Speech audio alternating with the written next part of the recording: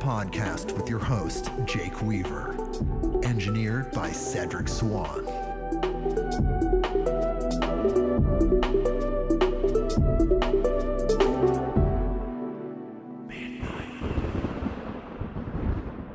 Hello, everyone. We're back with another incredible episode of Midnight on Earth. In this episode, we have a very, very special guest, Archbishop James Cloud. We're going to meet James Cloud, but I just want to say a few things very quickly. First, please subscribe to our Instagram. Go to our Instagram page. It's the @ midnight_on_earth. Come to our Instagram page, follow us. Don't forget to follow us on Spotify. We're on all the platforms, Apple Podcasts, Audible, Google, every single one you can think of. And please don't forget to tell a friend. www.midnightonearth.com. Okay, so we are here with Archbishop James Cloud, and guess what we're talking about today? Ladies and gentlemen, we are talking about exorcism. We're talking about demonic possession. We're talking about the darker side of the spiritual spectrum, some of these beings that exist in that spectrum. But let me tell you about James Cloud. James Cloud has been an exorcist for over 20 years. Born in Stockton, California, he and his family moved to Oregon when he was 17. His father, a Pentecostal minister, opened a church in the central Oregon town of Lapine. And as a boy, Cloud would tag along with his father on home ministries. At age 4, he began to see shadow people, which we're going to talk to him about, mysterious dark spirits, which initiated his lifelong fascination with the paranormal. Cloud was consecrated as bishop of Advent International Catholic Church in 2012, an old Catholic church based in West Virginia. In early 2016, presiding bishop of Advent International, Archbishop Kevin Tuhig, elevated Cloud to archbishop and later that year bestowed upon him the stately title of superior for Advent International's Order of Exorcists. Ooh. Bishop Cloud is an affiliated member of the Sacred Order of St. Michael, the Archangel's Order of Exorcists, and that was a California-based organization led by Archbishop Ron Fail, who purports to recruit and train exorcists worldwide. I want to know about Ron. And also, James Cloud works with a group called PRISM, the Paranormal Research Investigators of St. Michael. They're a Southern Oregon-based team that's dedicated to helping individuals and families who've endured infestation and oppression in their homes and lives due to the influence of evil spirits. It's an extension of James' ministry, and he seeks to partner with them, in their private callings to fight the good fight and protect those who wish to investigate and intervene. And I just want to say thank you so much for being here, Archbishop Cloud. Oh, you're very welcome. Always happy to come on shows and share. Yeah, and get the word out. And I'm so fascinated by what you do.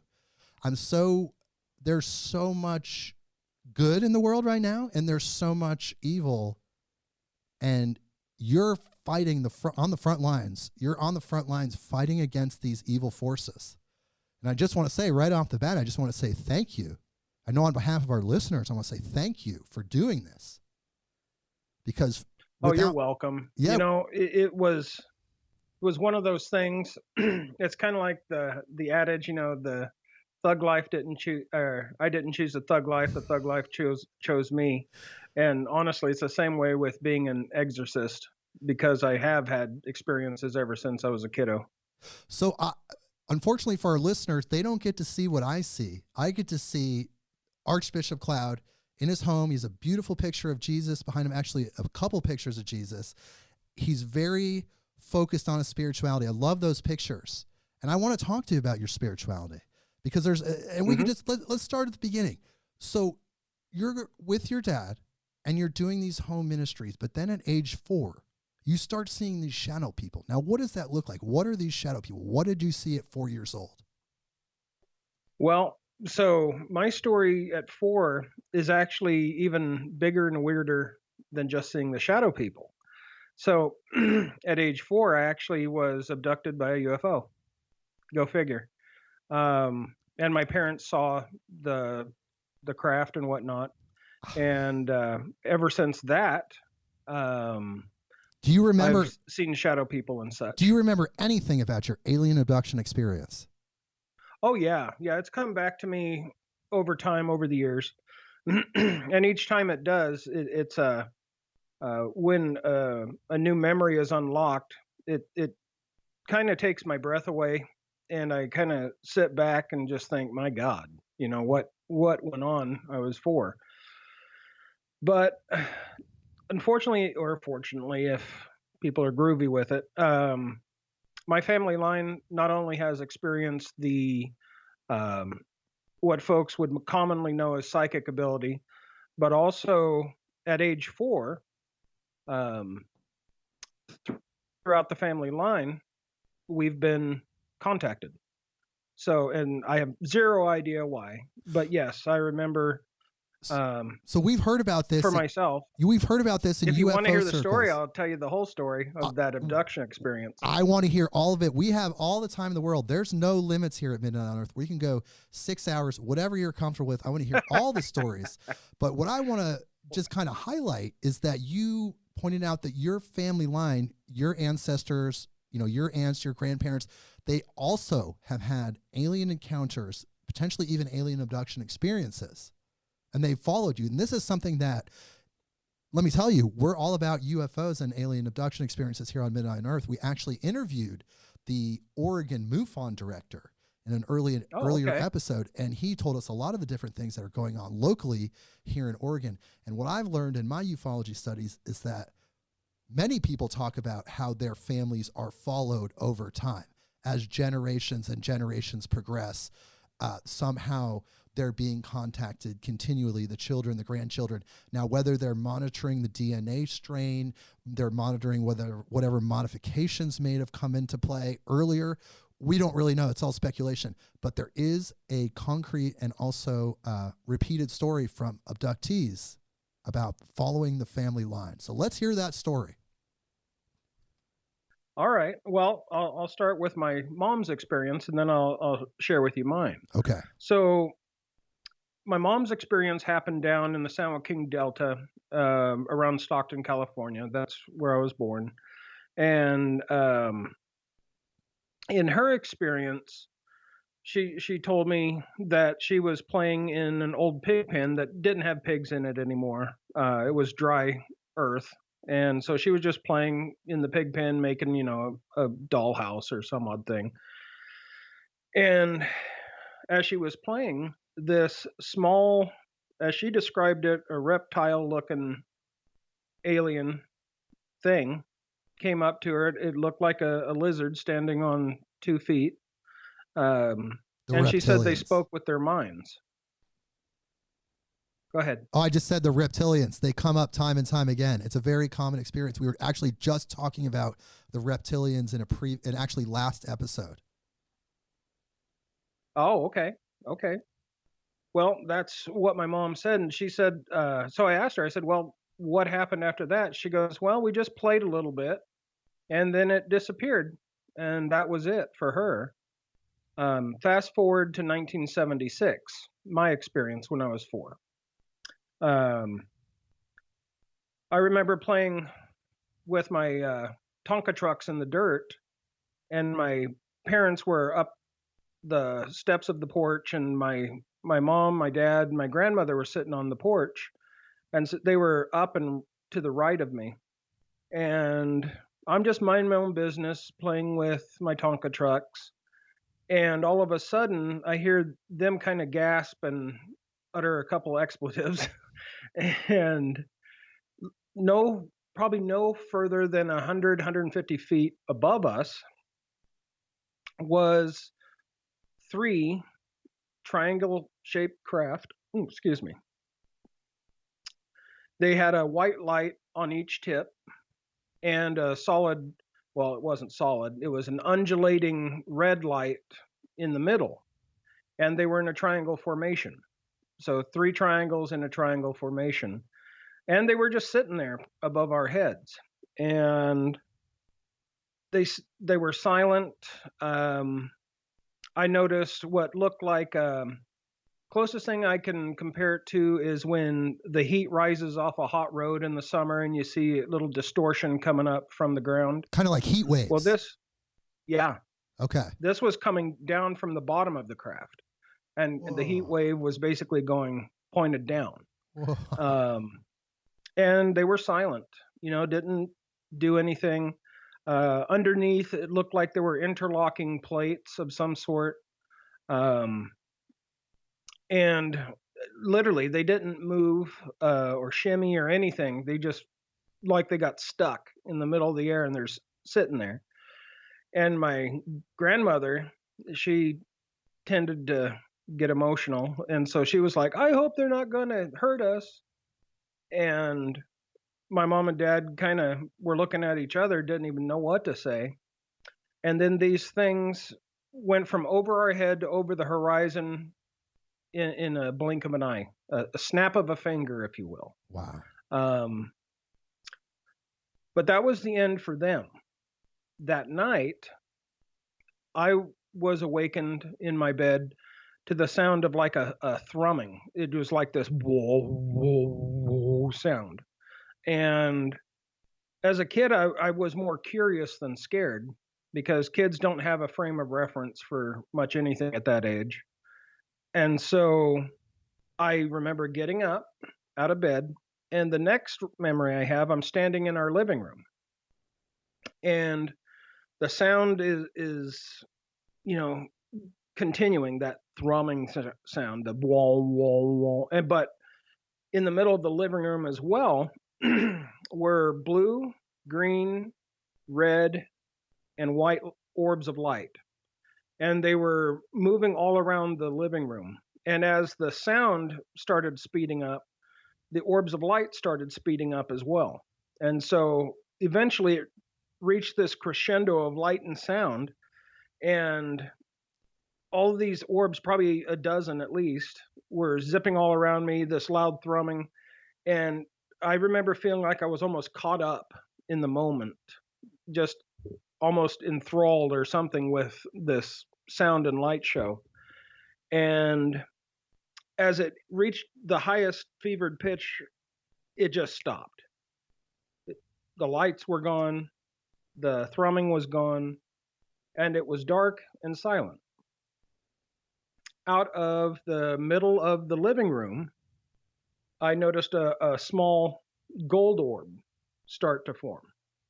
As it did, the orb itself got bigger and bigger and bigger until this thing stepped out of the orb, almost like a portal opening or some odd thing. It had the physical measurements and everything of like a modern gray alien would have. However, this guy was not gray. There was nothing gray about him. His skin was golden, and he had golden honey brown eyes, the same big eyes, but honey gold. So you're saying this is like not a gray, but an actual in the same shape of a gray, but golden skin and honey gold eyes. Absolutely. Wow. And there wasn't anything like covering the eyes or anything else. So I actually saw the irises of this entity. And they were also like a beautiful golden honey brown, but they almost seem illuminated at when I would look at it, like there was light in the iris itself. And he and I locked eyes, and he opened his arms and said, "James, come with me." And, being 4, I just said, okay. And we talked with our mind. We didn't use words. So it was like a telepathic thing. Right. And my next memory is I'm walking with this entity I can't say it was a ship or anything like that because I didn't see a ship. But I was in like a long, I guess the size of it would be like a high school amphitheater where they would do their little small plays and whatnot, kind of that size. And along going the direction I was facing, there were long consoles or something of some sort going from where I was all the way to the end of the hall, or not a hall, but like a music hall. Yeah, like that space. Size. Yeah. Yeah. Okay. And I'm walking and I'm seeing a bunch of others that look just like this guy at different parts on the console and whatnot. There's like this large screen or something at one end of the hall, at the far end, and it's showing like planetary stuff. In my mind's eye, it almost is like different stars and different configurations and whatnot. So as we're walking, he's telling me we serve the great king. And, at 4, I don't have the capacity to say, oh, well, what's that mean? That kind of thing. I'm just like, oh, okay. And, did you relate it to your dad's kind of home ministries at all? Because you did have a little bit of frame of reference of like a spiritual figure at that point. When he said that, did you kind of relate it to the traditional Christian situation? No, because see, my dad converted to Christianity right around the age of 4 for me. Oh, okay. Was it after that event? Was it after that event? Was that the catalyst that made him switch, or maybe? I have no idea. Interesting timing. It's really interesting timing. But go ahead with your story. It's beautiful. Is. Yeah. And he proceeded to tell me about things that were coming, cataclysms and other things, and that I would remember it when the time was right, basically. Okay. And so after we were walking and talking, and I don't remember the specific events that he told me about. I just know the general motif of them by memory. But I remember next we were walking. We had kind of went down and around the one of these long consoles, and we're going back up the direction we'd come from, and there was a seat against a wall in the back of the hall that had 3 seats on it. So it was like a half circle with 3 seats. And the half of the circle was up against the wall, and then of course the rest of the circle was seating. And in the other 2 seats were 2 other kids, and they were plugged into something, but they looked fine. They didn't appear in pain or anything. And he sat me down on the middle seat because they were in the 2 side seats of the half circle. And the last thing I remember for that event was them getting like a silver tube of some sort and putting it at the back of my head. And I don't remember any pain with it or anything like that. My next memory is that I was waking up and I was telling my mom about talking with the silver robot guy, my own words, all night that previous night. And yeah. So it happened. So you're in the craft, you go through, they talk about some of the cataclysms and things that are coming ahead. Do you remember anything that they told you about that? Or is that's something that's going to come to you later based on what they said? They said you were going to remember it when the time's right. Time isn't right yet. Not yet. What an incredible story.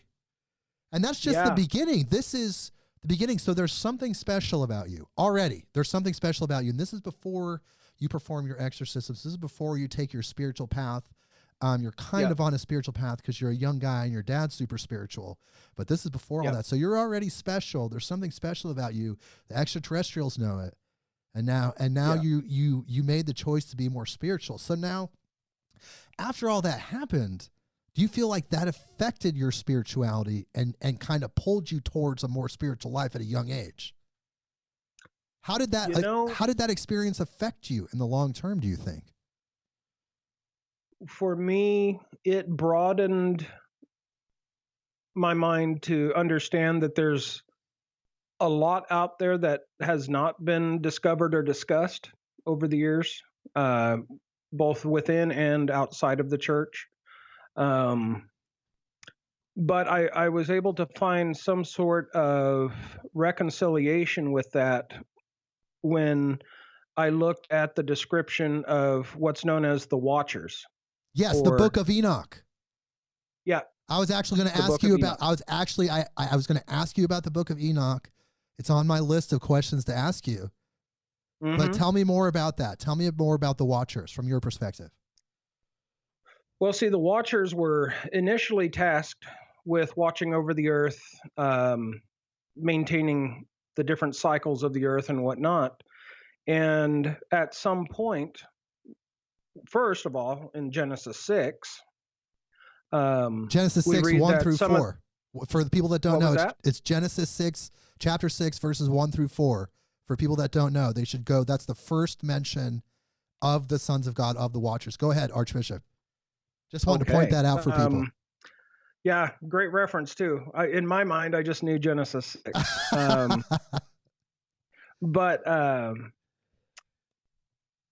they were tasked with watching over the earth. And when you look at Genesis 6, some of them fell to temptation and lust and cohabitated with human females, creating the hybrids known as the Nephilim, Rephaim, Anakim, and those guys. So real quick, based on that, could we say that our earth women, human women, are the most beautiful creatures in the entire universe?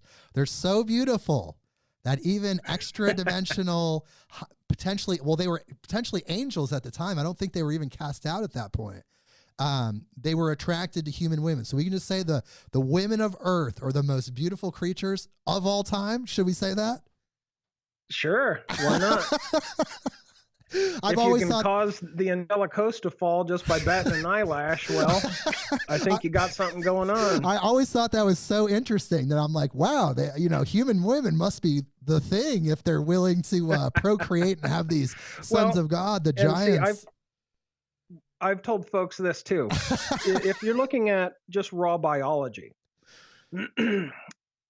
these Watchers had to have been so close to us genetically. One, they can't be a spirit because spirits don't have DNA. Correct.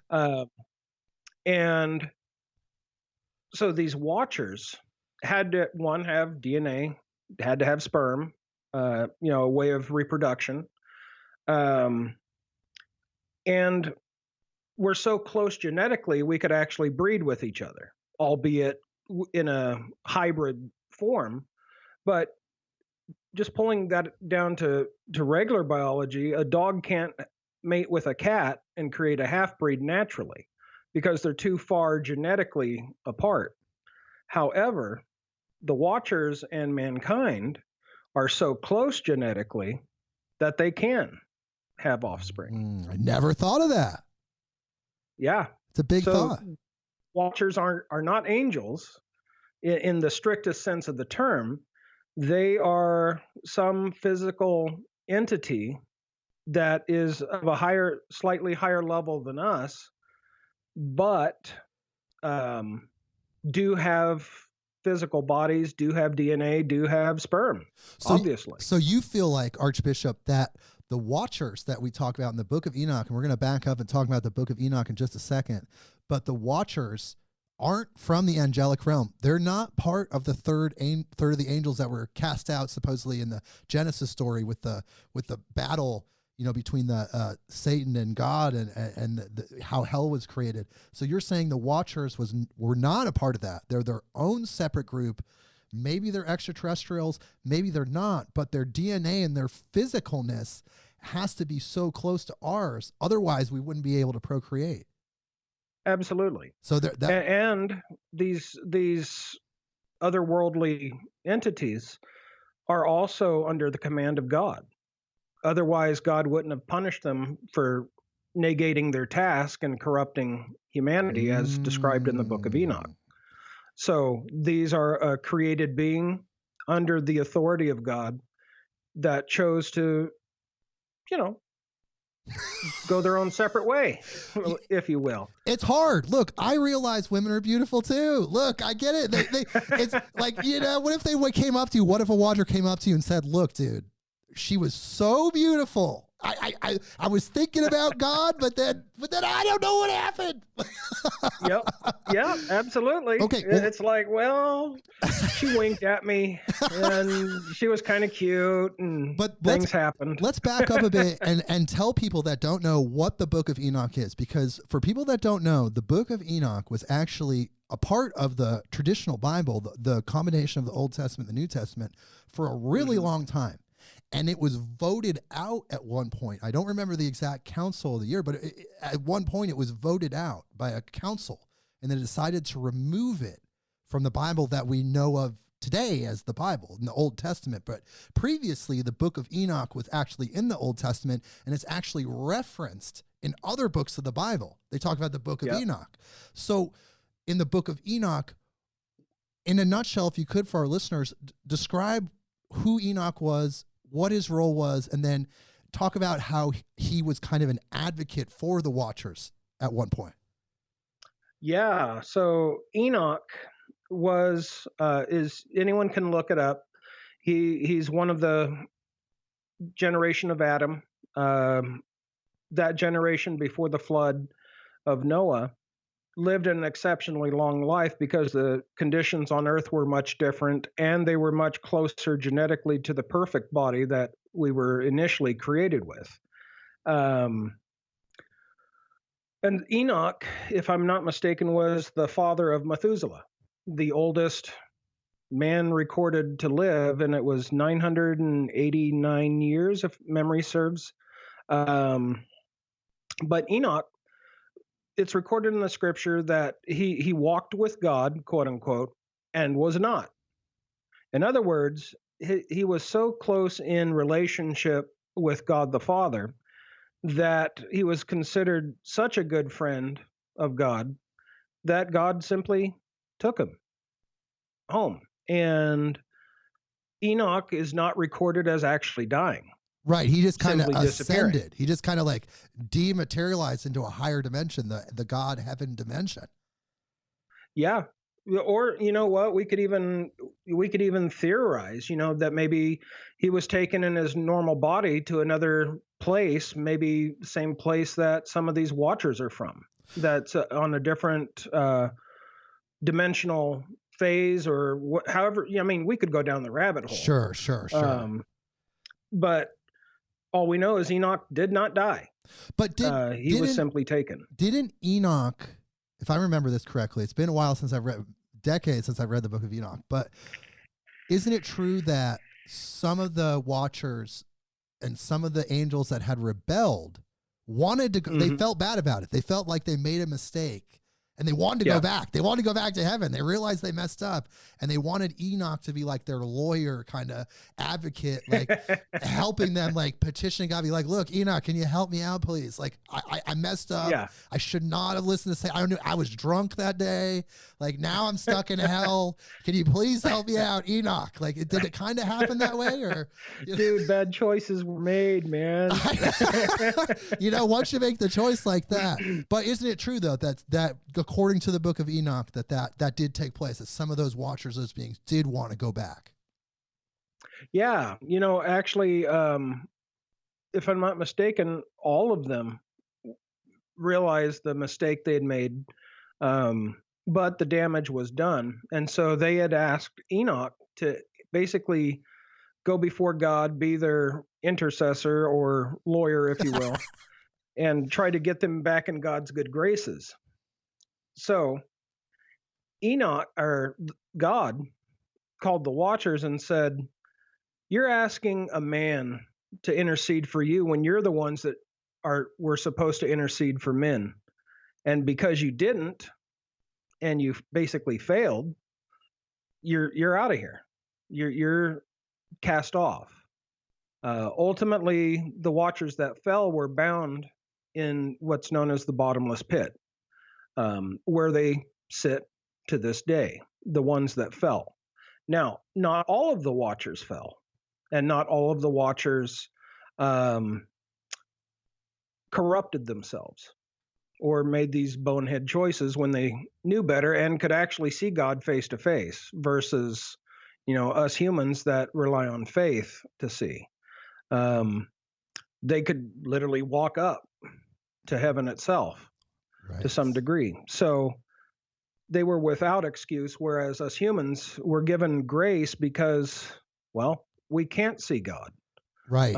We can't walk up to the gates of heaven and go, "Oh yeah, well, there you are. Okay." That ends that debate. But these watchers could, and some of them made the choice. They got stuck in where they're at now, the hell, what we would call hell. But now there's some watchers that are still around that didn't make the bad choice.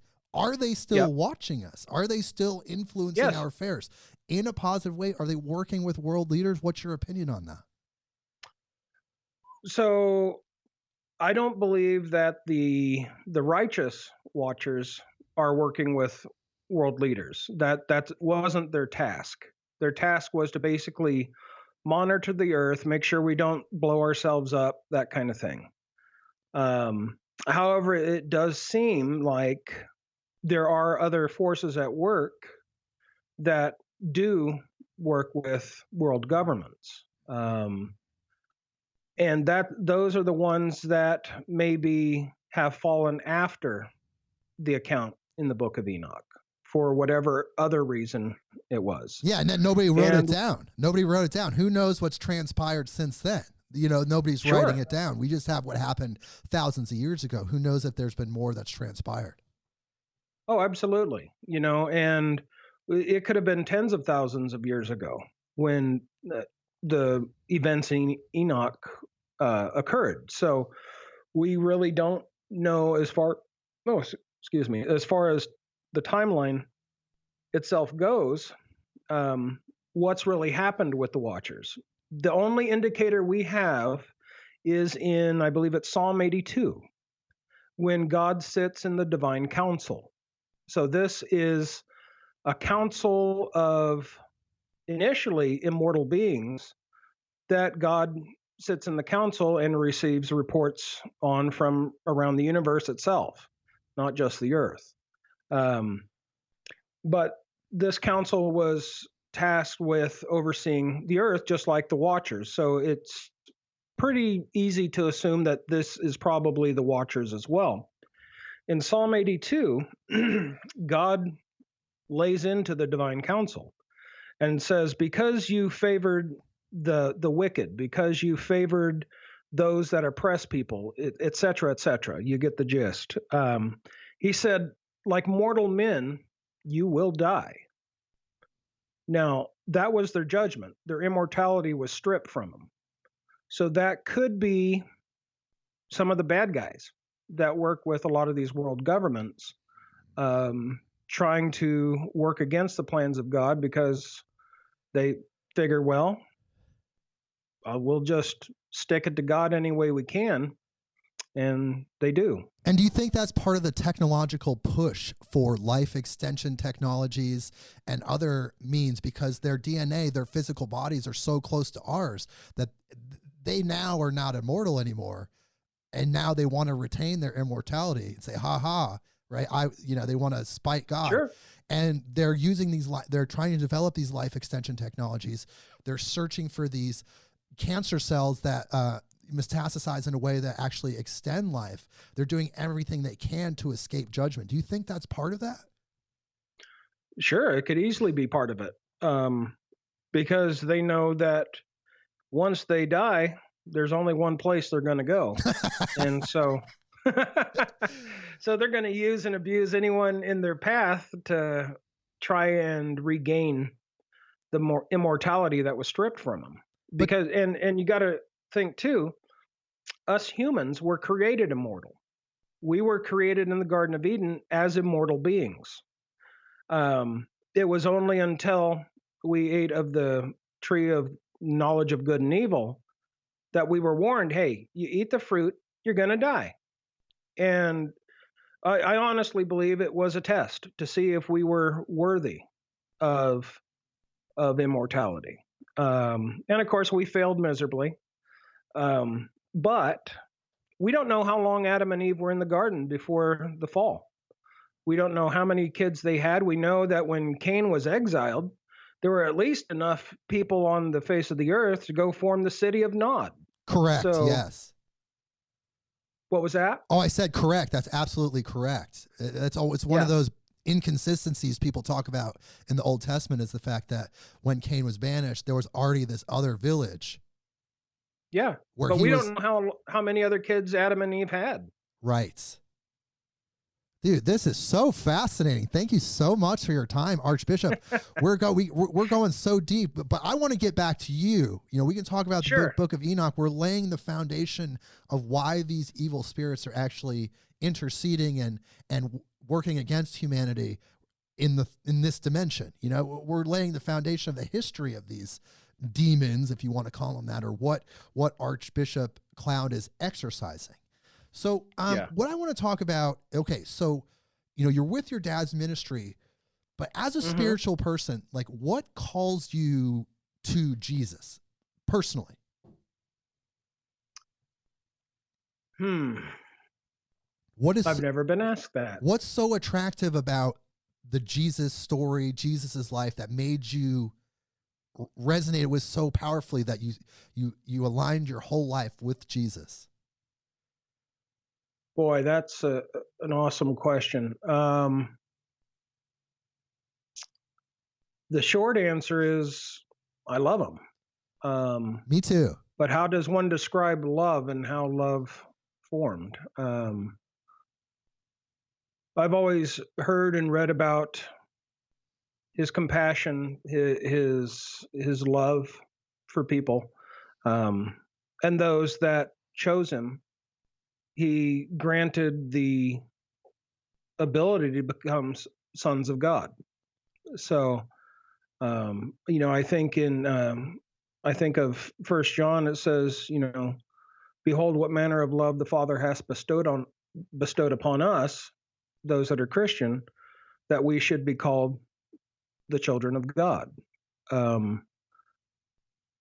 At some level within me, and within all folks, I think, you know, there's a God-shaped hole in all of us. There's always a search for a deeper meaning, a deeper journey than just this mortal thing that we interact with on a daily basis, something larger than ourselves. For me, when I heard about the things that Christ did, the resurrection, just every characteristic about God attracted me, and it drew me to God. And for me to ever deny Christ, I would sooner have someone put a bullet in my head than to deny Christ. Hey, I don't blame you. It's why would you want to deny pure love as a human? Yeah. And to me, why would I deny the truth just to make someone comfortable? Or even at the threat of death? Why would I flinch if I truly believe that, hey, kill this body, but you ain't going to keep it in the earth forever, and I'll be with Christ until the resurrection. So win-win. Right. Well, I just think, you know, I am a huge fan of the Jesus story. I love Jesus so much because for me, I'm a person that loves music, and I love going to live music shows, and I love concerts. I'm a big fan of the band The Grateful Dead and in bands in the jam band scene. And I often joke around that Jesus was the first hippie. He was the first person that challenged the paradigm of the time, the authority of the time. He challenged the paradigms. He created a new understanding that was incredibly psychedelic and really just lived in truth. I think what attracts me to the Jesus story is that Jesus lived in truth. He stood up not just for his morals and beliefs, but he stood up for all humanity. He was the ultimate sacrifice. He did away with the old customs that required animal sacrifice, said, no, you don't need to do that anymore. I am taking on the sins of all humanity. I am the ultimate sacrifice. And it's just so beautiful. I mean, I could go on and on and on about how much I love Jesus and the Jesus story and how powerful it is. But of course we could talk about this all day. But what I want to know is, okay, so you're technically Catholic, but you're a different kind of Catholic where, you don't exactly acknowledge the Pope as this infallible kind of, almost like this living angel. Yeah. So like, and then you also, some of the customs are different. So why do you feel like that's I don't want to say better or worse, but why do you feel like that's more authentic for you, that version of Catholicism? Well, one has to understand that Rome doesn't have a trademark on the term Catholic. If we go back to the basic understanding of just the word Catholic, it simply means the universal body of Christ. So its basic definition is just simply the body of Christ. But in the modern world, we have Protestants and Catholics, and Rome is one of several Catholics. So you have the Church of England that is technically Catholic, even though it's also Protestant. You have the Orthodox Church. I'm actually affiliated with an Orthodox jurisdiction at this time. So they have their own leadership structure. Rome has their own leadership structure. Then you have the Coptics, the Christians in Egypt, Ethiopia, etc. They have their own leadership structure.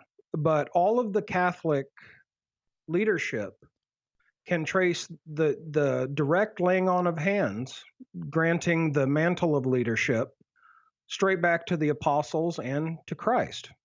So like for what we call apostolic succession, my succession comes from Andrew, Peter, and John. So, and the church has always believed that the true mantle of leadership is by the laying on of hands and by imparting the same gift that Christ imparted to his disciples, and to pass on that tradition in the exact same way. That's why in every ordination or consecration service, you'll see the laying on of hands to the one being consecrated or ordained, because that is actually the spiritual mystical process of passing on the same mantle that Christ laid on to his apostles. So now, do you feel like, just to cut in a little bit, do you feel like have you ever heard of Reiki before, where people do energy healing with their hands? Oh yeah. And do you feel like, and you know, the Reiki story, you should research that. It's Christian based, it's a Japanese person, went to meditate to figure out how Jesus healed people. And I think it's so interesting that they're doing this succession and they're putting their hands, they're transferring the energy of the original time. And it's been transferred all the way down, you're saying, from the original disciples. Yeah. And well, so for Reiki in particular, I've known several Reiki masters, and some of them have squealed and told me what the names were for each of the levels, the entity that they do the healing in. And each of the three names is a Japanese demon. Ooh. And so, interesting. For me, in my understanding, it actually may work just fine, but it's serving a different purpose. It's serving a way to get your needs met apart from God. So for my strict interpretation, for me personally, I wouldn't recommend it, simply because I know what I know about it from the Reiki masters themselves. Wow. But in the transmission of, the consecration, you're saying that something similar kind of takes place, right? Where you're laying the hands on a person that had the hands laid on them, that had the hands laid on them, and it goes all the way back. So there seems like there's some sort of transference, but then you're saying that the energy transference is based on these wonderful, beautiful people that served Christ and served God. Whereas in Japan, it's looking like the names are coming from demons. So it's not coming through those filters, those same wonderful filters. Yeah, well, and so the apostolic succession with the laying on of hands, it's never done in any other name than the Trinity, Father, Son, and Holy Spirit.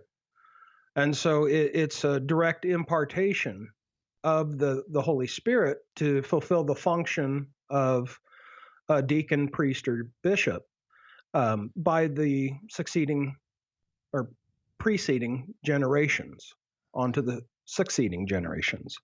And it's through that laying on of hands that the spiritual gifts to do your job are imparted. It's not necessarily for healing or anything like that. It's for authority. So those that have that apostolic succession have a valid authority to be leaders within Christ's church. Ah, okay. I'm getting that now. So when you had that happen, is that when you started having your calling to work with exorcisms, to expunge these dark entities? When did that start to happen for you? Well, it started when I was working with my dad in the Pentecostal churches. I was right around 18 when I started helping my dad in his deliverance ministry. Deliverance and exorcism, pretty much the same, just different terminologies. Okay. But in my dad's deliverance ministry, I would assist him, and it looked totally different than a Catholic exorcism would look like. So in the Protestant deliverance ministries, it's prayer, scriptures, and there is no set script to go by. There's no ritual. There's no ritual per se.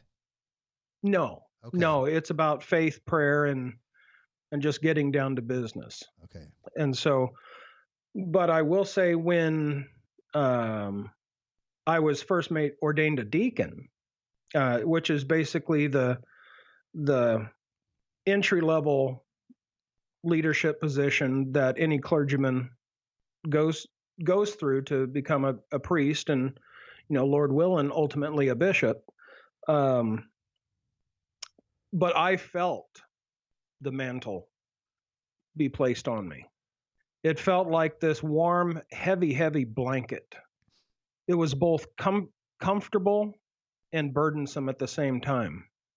Like a thick bear pelt had just been draped over my shoulder and was weighing me down a little bit. But I tell you what, that experience, it made me more serious about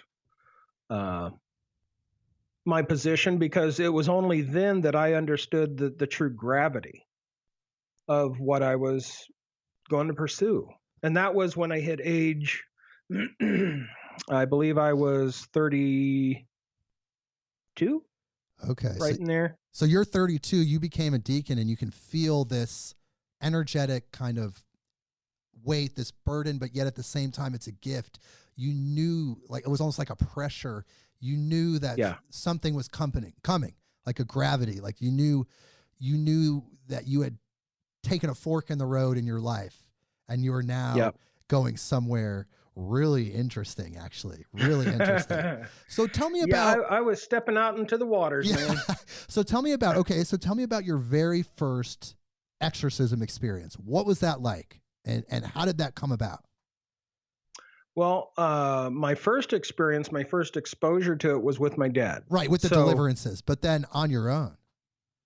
Oh, okay. So my first experience with my dad, being a greenhorn, just going in and trusting my dad to save me if all went sideways. We had been called to this house. The husband and wife in the home had been arguing. There was anger outbursts, and they were at each other's throat 24/7, which was a drastic departure from what they had been experiencing previously in their marriage. They were both very loving, very kind, very compassionate, and then something flipped a switch. So they asked my dad to come and pray through their home to make sure that there wasn't anything bad in there, making this happen. We got in the house, and my dad started opening up every door, praying through every room, and we finally got back to the master bedroom. And my dad was praying through the bedroom and whatnot, and then he went to open the master bedroom closet door. It was a swinging door, and just as he was about to open the door, it blew open, and this invisible presence hit him in the chest. Oh my God. And my dad was 6'4", 265 pounds. So he wasn't a small fry. And it knocked him back. He staggered back. The force of it hitting his chest was so impactful. And then this invisible entity went around the room, and like a brisk wind went around the room almost like a small tornado, and it blew all of the pictures off of the walls. And then it blasted through the master bedroom door, and then it blasted open the front door and was gone. Oh my God. That's really powerful. Yeah. But you were pretty used to extraordinary experiences after your UFO experience, being around your dad and the deliverances. This was probably shocking, but not out of what you could process and handle, right? No. Okay. No. For me, my dad had warned me that, things can happen. When the devil's involved, they like to bluster and perform like a little magician or something. And so just be aware that things can happen. So, but my first exorcism actually was at my best friend's house. And so this was before I was a deacon. This would have been when I was about 24, 25, right in there. We went into his house. We were visiting down in Stockton, where my best friend lives, and we opened the door, and I felt this presence. And it was the first time I had really sensed something on my own without my dad being there. And I thought, well, this feels weird. So we took a couple pictures, and there were literally thousands of orbs in the pictures. And they were grouped around where his grandfather had died on the ground. Oh my God. And so I thought, well, buddy, looks like we got to do something about this. And he said, okay. And so I went through the house, basically at that time following my dad's example, and went through each room, opened up all the doors. We felt a soft breeze blow past me and out the front door. And we took more pictures, and everything was normal. The pictures looked normal. But that was my first exorcism experience on my own. Most likely that was his grandfather's spirit there, and the deliverance that I did at that time simply helped him to move on and move out.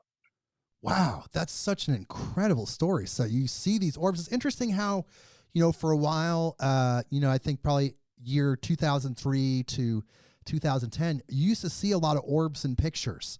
You'd see them all over the place. But I think something happened where they were able to change the visual frequency of what they were capturing with the cameras, because you don't really see those orb pictures anymore in the way that were so prevalent. So it's so interesting to think that, and that triggered that for you. You saw it. Did that feel empowering for you when you were able to identify that without your dad being there? Did it make you feel like, was empowering? Oh yeah. Both me and my bud, we were pretty excited, because he could finally get back to sleep at night and stop hearing footsteps and other stuff through the house. And for me, it kind of cemented in my mind that, hey, I can do this without my dad. Right. Because I got Christ with me. Right, So, which is so powerful. It's the most powerful. Oh, absolutely. It's infinite.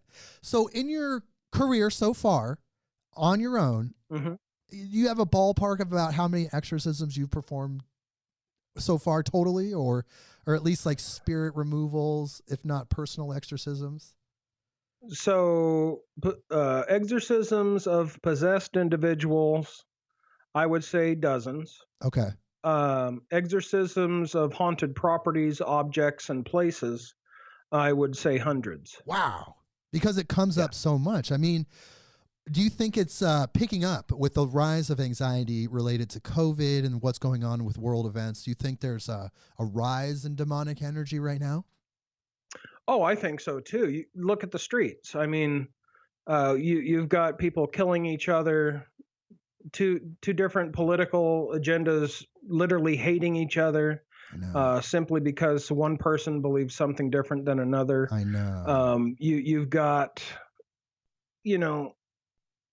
just a general darkness. Yeah, there's a lot of ingredients around that could create the recipe for these entities to come in. So much fear, so much anxiety. All of these things seem like they're portals to attract these entities. And you would call them demons right off the bat, because you hear New Age people, you hear metaphysical people, they talk about lower astral entities. They have different names for it. But you flat out, you're just like, forget putting them in different categories. They're just demons. Yeah, well, and demons do have different hierarchies. You got to think of it almost in military terms. So you have demons that would be your buck privates right out of boot camp, kind of, level of influence and power. You got your sergeants, your master sergeants, lieutenants, colonels, and then you got the big boys, the generals. And so you've got. But the generals are never concerned about a person unless it's Antichrist, and then they're going to be all over that guy. Right. But the generals are more concerned about the path of nations, cultures, subcultures. They're looking to influence as many people as possible over the widest geographic area possible. So the generals, in that hierarchy of demonic entities, those that are at the top, closest to Satan himself, Lucifer, they're not concerned with messing with individual people. They want to do big swaths of people. They want to engage in huge world events. They want to cause cataclysms and conflicts and wars, anything they can that can destabilize the humanity. Before we talk a little bit more about your exorcism experiences, I just want to know what your opinion. Why is there so much resentment of humans from these entities? Why? What do they have against us? What did we do that was so bad? The thing is, we didn't do anything to deserve their bile. They hate us because, one, we were created in the image of God. But two, they know that they already tried to confront God directly and they failed miserably. I mean, that went over like a pork chop in a synagogue. So, and they got, backhanded out of heaven. So the only way that they know that they can hurt God is to hurt the ones that God loves. The ones that are tormented the most, the ones that are focused on the most, are the most loved. Because how do you hurt a father in a way that really stings? You hurt their children, right? And so it's a battle by proxy. We humans are unfortunately in the middle of a battle between light and dark, and there is no middle ground. Some folks will say there's a middle ground, but there really isn't. If you think in military terms, if you've got two armies, rifleman companies on different sides firing at each other, if you're in the middle ground, you're going to look like Swiss cheese. So you got to choose a side. Right. And if you walk the middle ground, you have no one to back you up. So that's the same reality in the spiritual realms. Do you choose the army of God, which is unbeatable and whose rewards are eternal, or do you choose the army of darkness for temporary rewards and fulfill pleasure, and then ultimately face the same fate as that army? Right, because time moves. Time moves eventually. Time moves so fast, and sure they'll get the creature comforts, they'll get the money, the mansions, whatever they get. Yep. But time goes real quick, and then your time's up, then you're paying the price. And that's also, we talked about, these elitists, these heads of the technocracy, kind of focusing on these life extension technologies. And I read a book by the great Manly P. Hall where he talked about how he read a book from the 1700s that talked about how a person conjured a demon, and the demon said, okay, I'll give you money and power and all that stuff, but after you're dead, you're going to be my slave for eternity. And and that's that person wrote it in a book, and it trickled down through the hundreds of years. And I think that's part of this life extension technologies trying to get away from death, is because they know they made the deal. Whether the watchers are just really stupid humans that are short-sighted, they made the deal. So now they're like trying to get out of it. Like, well, if I don't die, then I don't have to be a slave. Like, but that's right. But you know what? It's futile. You already know this. I already know this, but it's futile to go against God. Like, it's just, it's like, it is. It's probably the stupidest thing a person could do. You're saying they're doing it out of resentment, out of jealousy, out of envy, all these really kind of lower feelings, like lower emotional feelings, like nothing that's coming from love. But do you think that deep down, that these, underneath all of the resentment, the jealousy, the hatred and all that stuff, that there's a being in there that used to be an angel that just wants to be in love again? Do you think that that's possible? As far as the humans or the fallen ones? The fallen ones, that somewhere in there, even though they're so vile, they're so wicked, that somewhere underneath all of that is that original angel that used to be in heaven, that used to live a good life, that used to be cool, but then they messed up. Do you think that still could be there, or did they get stripped of that maybe? What's your opinion? I would think, and of course it's my opinion, I would think that original creation would still be there, but in a corrupted form. But the presence of that original nature is also the driving force for their evil actions, because it's all centered around pain. Yeah. It's unfortunate they made that choice, but it's part of the story. It's part of the story of our universe, and it's what was ordained by the divine. We can't really go against it. We don't know why it is. It's a big mystery, but we just got to roll with it. So let's get back to your exorcism career. So here's one thing I want to know. Okay. So there's people that are possessed by entities. Okay. Most of the time, probably 99% of the time, I don't know, you could tell me, they're pretty evil. They're there to hurt. They're not really there to help. But is it possible that a person could be possessed by a benign spirit that doesn't really actually hurt or harm you? It's just kind of hanging out. Is that possible? Have you encountered that? So I'll tell you that the only benign/benevolent spirit that, for lack of a better term, possesses a person is the Holy Spirit. When someone submits their life to God, accepts Christ, and goes through the confirmation process, they are imparted with the Holy Spirit, and the Holy Spirit lives within them. And it gives them power, strength, faith, gives them the ability to overcome the darkness of this world. No other type of spirit can possess a person that would either be benign nor benevolent. Okay. And the Holy Spirit lives with a person when they're trying to do the best they can with the tools they got. But the dark spirits, the demonic spirits, and it doesn't depend on their hierarchy, can infest a person and possess a person when they have come to temptations, open different doors in their life for a demonic presence to take root.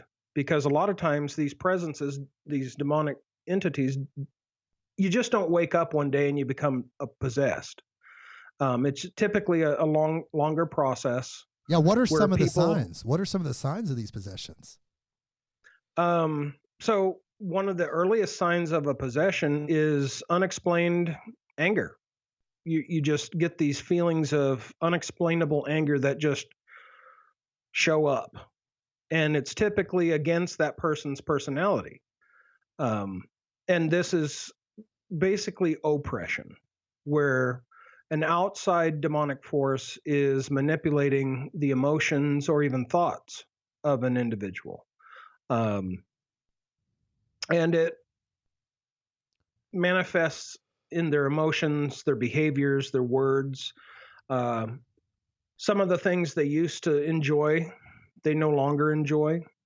Now, keep in mind that could easily also be what's called anhedonia, because I'm also a mental health therapist. So it could be anhedonia. Perhaps it's a bipolar thing coming up. What is anhedonia for the listeners that don't know? Anhedonia is when a person no longer takes pleasure in the things they used to. Oh, okay. It usually goes hand in hand with depression. So they're like, man, a person that loved to, say, play soccer. Okay. And it was their life, or music or something like that. When anhedonia hits, they no longer take pleasure in that, and they really don't even care. And they typically don't care about things that used to make them happy. And so they kind of get into this, depression. They seclude themselves and whatnot. Now, a lot of times initial demonic activity can look pretty close to that. So, as a mental health professional, I also, before I, run into any person's life waving my hand, screaming demons everywhere, I'll first say, go check in with your therapist. Go get a therapist. Go talk to someone. See what they think. And if they get you on some meds and it works, hey, you're golden. You don't need me. This was totally explainable, totally natural, neurological. And my intervention is not necessary as an exorcist. Even for those that might be struggling with schizophrenia, schizoaffective, schizophreniform, something like that. So that would manifest in different ways. A person might even have dissociative identity disorder. That's most commonly known as multiple personalities. But see, also, a lot of these things have their root in early childhood trauma. So that's one of the things I investigate with a person when they say I'm possessed.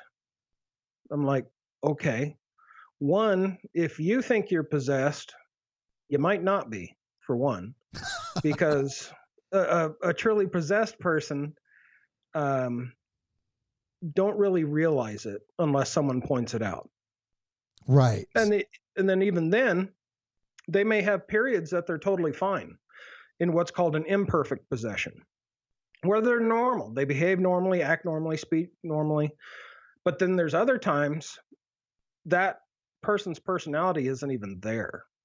And they're angry, belligerent, blasphemous. They can't stand holy objects. They can't stand a crucifix. I had one case of a possessed person that pissed all over the Bible and tore it up. Oh my God. And drew pentagrams all over it. So it goes to different extremes.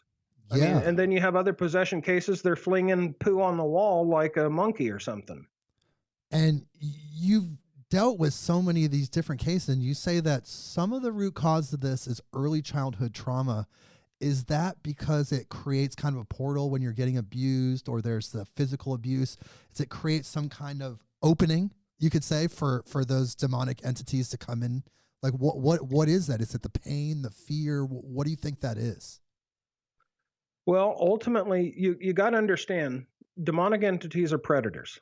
Okay. So if a person has experienced abuse, physical, sexual, emotional abuse, or neglect, these type of things, affect a person the rest of their life. And there's certain behaviors and thought processes that stick with a person as a result of the trauma. Now, that's at zero fault of their own that happened. That it has nothing to do with them. It was all because of another sick individual that decided to hurt them. But since demons are predators, it's almost as if they sniff it out. They see a person that has survived abuse or whatever that would look like for them. They sniff them out and they begin to manipulate them and work with their thoughts, their emotions, again, putting little hooks in over time to eventually victimize that person again through oppression or possession. But again, that's not that person's fault. These things are nothing but sick predators that have no redeeming qualities. They take pleasure in your pain, and they seek to destroy your life, even when you could have been as innocent as a dove. But Right. these entities seek to corrupt, destroy, and ultimately separate you from God. So when you arrive on the scene, you get a call, somebody feels like they're possessed, and you talked about how you kind of do a mental health kind of evaluation based on your mental health profession. You're able to kind of articulate and say, okay, this person may have a mental health issue. But then once you establish that they don't, do you have a protocol of what you do to kind of feel out a house? Is there like, okay, step 1, I do this, step 2, is there some kind of function or form that you do there? Yeah. So for me, I'm probably an oddity, even amongst exorcists. So I've had the sight, what people would call the sight or psychic ability. I hate that word. The sights. Ooh, interesting. Ever since I was 4. Right. So I can see, hear, interact with any type of human or demonic spirit, even angelic sometimes. That's less common. But if I go to a location, I'll see what happened. It's like a small mini movie that plays in my mind, and I can see who did what, where, and to who. I'll get names. I'll get everything of what's happened at that location. And that actually started when I was 35 with what I call place memories. Some folks would call it post-cognition. Okay. And then I can feel the different energies. I can walk through a location. And when I go to do a house, I don't have them tell me anything. I don't want them to tell me what's going on. I want to go in raw. Okay. So I can feel it in real time and tell them what's been going on. And so that's what I do when I go through a home. And I can usually pinpoint the spots where these little predators like to hide out and creep on them. Then once that's done, if it's just a house exorcism, then I use incense, parts of the Roman ritual. Some parts of the Roman ritual I don't use simply because if the demons tick me off too much, I basically put the Roman ritual aside and just go in like a crazed monkey on methamphetamine or something. So you just kind of And, use your own energy and you just go after these guys, and they can rile you up. It sounds like they can invoke an emotional response from you. How do they do that? Like, what pisses you off? What does a demon do, or what do these two people? Is it because they hurt somebody? What do they do to piss you off? They usually make me angry when they hurt someone. Okay. You know, because I've always been a protector ever since I was a kiddo. I was the guy that beat up the bullies. Thank you. You're welcome. You know, I'm 6'2", 300 pounds. So I'm not a small chicken either. Right. So, so you've always been on the side of light and love. You've always been wanting to help your fellow man. yeah, and protect the little guy. You know, I could never stand to see someone taking advantage of someone else or hurting someone else, because it hurts me to watch it. But does that cloud your effectiveness when you're emotionally riled up, or does that actually help you combat these entities when you're emotionally riled up? Well, it goes hand in hand with a question I'm often asked. You know, as an exorcist, do I get scared? Oh, yeah. Some of the things I see and experience, they make your skin crawl, hair turn white kind of stuff. But there's two remedies to fear. One is love and one is anger. Both mask fear. So usually the most angry person is also the most fearful. Okay. There's a lot of fear and pain that goes with that. And in the short term, anger wipes away fear because you're there to do a job, you're there to get it done, and you really don't care to hear any sob stories from the demonic. And believe me, they'll try to either give sob stories, play dead, or rustle things around so that you either feel sorry for them or you're scared to death. Well, what's a demonic sob story? I got to ask you, what's a demonic sob story? Just give me one example of a situation if you can. Like, how do they appeal to you? Well, the most common way that a demon masquerades is as a child spirit. So this has been the case almost 100% of the time. When I'm called to a house, and they say, oh, there's this poor child that's lost. His ghost is here and blah, blah, blah. I'm like, okay. They'll always inevitably say there's also this other mean entity that keeps the child locked into the location and blah, blah, blah. I'm like, dude, they're the same entity. You're just being played, man. What these demons do, they try to get emotional hooks into a person in order to get them off their guard so that they can put other hooks in the people. There's been cases where people have felt sorry for the quote unquote child spirit and gave them gifts, talk to them like they're talking to a kid, give them gifts and whatnot. And inevitably, the darker entity mysteriously gets stronger and it mysteriously gets more active and does worse things in the environment. Well, yeah, because it now has its emotional hooks in you and you're easier to manipulate. And they're giving it psychic and energy and physical energy, with the gifts, like you said, and they're almost praising this demonic entity through this fake proxy of the child that doesn't even exist. That's a really interesting thought. Like, it's like, wow. And, so you're in there, you're fighting these demons. I guess tell me something about one of the worst cases you've ever experienced where you felt like you were so overwhelmed that you maybe weren't going to pull it off this time. Oh, goodness. Did there you are ever days feel I feel that like way? that all the time. Okay. But because see, I know if I went in there by myself, I'd get my butt handed to me. If I didn't prepare myself, if I didn't clean my heart and soul, in confession before God and get my spiritual armor on, I would absolutely be hurt.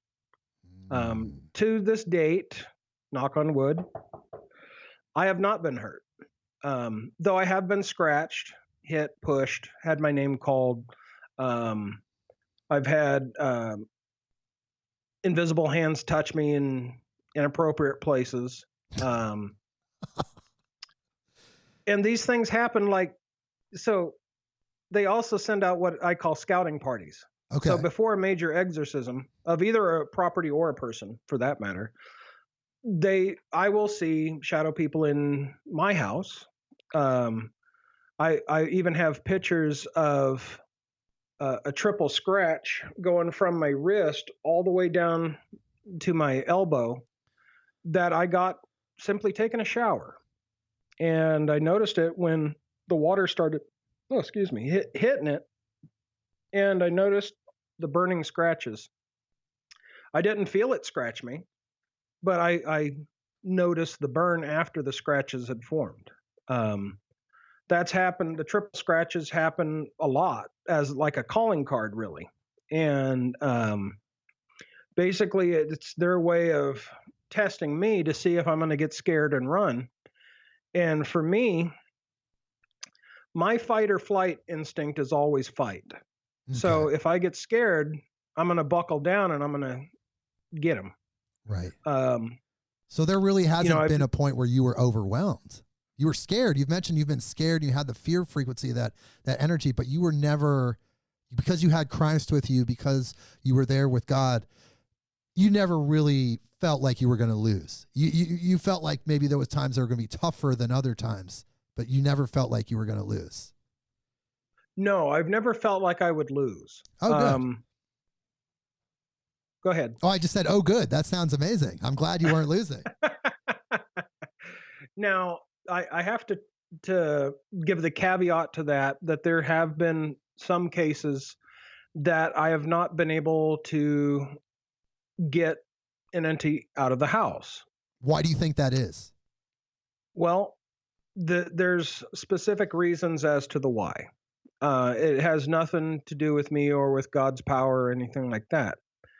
A lot of times people bring these things on themselves, whether willingly or unwillingly. A lot of cases that I've been on, the people have been involved in the occult at some point in life or are currently involved in the occult. And when I tell them, hey, if you want this gone, you need to stop, or they perhaps even using different drugs, because the actual word for drug in the Greek is pharmakeia. The actual word for sorcery is pharmakeia. Is pharmakeia, which is drug use. I just read that 2 days ago. It's so funny you're bringing that up again. I just learned that 2 days ago. I'm actually 30% Greek. I had no idea. So yeah, they were, if you're not careful, drugs could be, do you think drugs could be beneficial, like in a spiritual context? They talk about cannabis in the Old Testament, cannabosa, and that was in the incense, like things like cannabis you're not really talking about. You're talking maybe more about like heroin and meth, cocaine. And your psychedelics. Really? Tell me more about that. Yeah.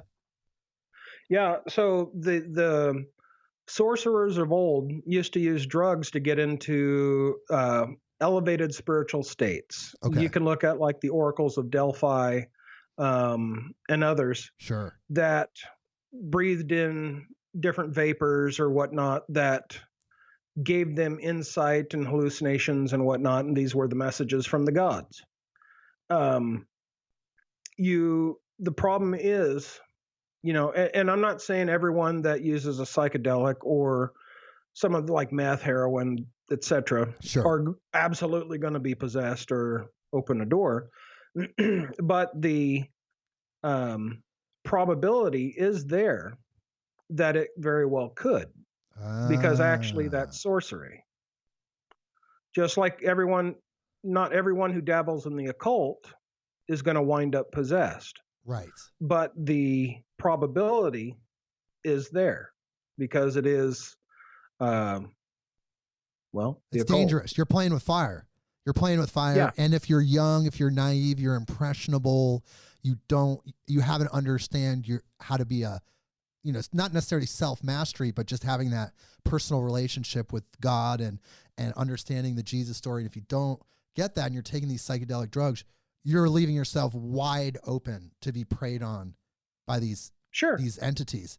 And even, the great visionary artist, Alex Gray, talks about that, that these people, if they're not training themselves, and it takes a lot of training, if you're not ready, you could open yourselves up to something huge. And you feel like that happens a lot for people that are. Oh, yeah. Okay. Yeah, absolutely. But I will say, because I'm also what's called a KDAC 3. I'm the highest certification for drug and alcohol counseling. Okay. So I will say in my 7 years that I've been in the drug and alcohol world, that only once have I sensed a possible possession on a person. For the most part, just hurting people that are looking for a way to stop the pain. Right. And to try and get them beyond something in their life that is the crux of the fear and pain that's going on. Yeah, so it's not necessarily demon possession. They're just had something happen to them that's creating this hole and they're filling it with drugs. It's not every person, but you did notice it one time in your career with the drug and alcohol counseling. Yeah. So what's interesting though, I'll just briefly say. Sure. For educational purposes for folks, opiates, the opioid epidemic and whatnot. Opiates work on the same receptors in the brain as when we are in a loving, caring relationship. So a lot of people that have been physically, sexually abused or have gone through neglect in their life, using an opiate might be the first time that they feel the sensation of being loved. Ooh. And so that's why it can become so addictive. And then you have to ask the question, well, how does one find love outside of the substance? So, but I just wanted to share that too. Yeah, that's a really interesting insight because, some of these people, like you said, that have been so abused, they're opening themselves up to lower entities, demons or whatever is out there. It's hard. It's hard for these people. They've had these horrible lives and they've never felt love. And then finally they take this drug, not realizing that the biochemical reaction is giving them the same feeling of parental love or sibling love, that love that they never had, potentially never experienced before. And boom, they're addicted. And it's all they really wanted. All they wanted was love. It's all they wanted or all they needed was just a little love. Just a little love. Oh my goodness. Okay, so Archbishop Cloud, we're hitting. We have no time limit, but we're hitting the 1.5 hour mark. I want to talk to you. I know if you don't have them, that's okay. I know that in your exorcism research and the clients and things that you've dealt with, you may have recorded EVPs, which is. I have, yeah. Which EVP stands for electronic voice phenomena. Electronic voice phenomena. And a lot of people pick these up at graveyards. So if you don't have any today, that's okay. But do you have any EVPs that you could play for our audience today? I do. I don't know if the sound will be decent. Let's see here. That's okay. If it doesn't work, we'll figure it out for next time. But I was so interested in that. Let me see here. Okay. I do have some. Let's see. So I have my exorcism team has a web page that folks can go to and hear and see a lot of video that we've captured in audio. And what web page is that? Or how would they find that web page? It is Fr James St Patrick's .wixsite.com/PRISM. Okay, that wasn't too hard. Hopefully everybody got that, and we'll make sure that it's on the website, our website, Midnight on Earth, when we upload this episode, we'll have all the information for you guys so you can go check out these EVPs. Yep. Let me see here.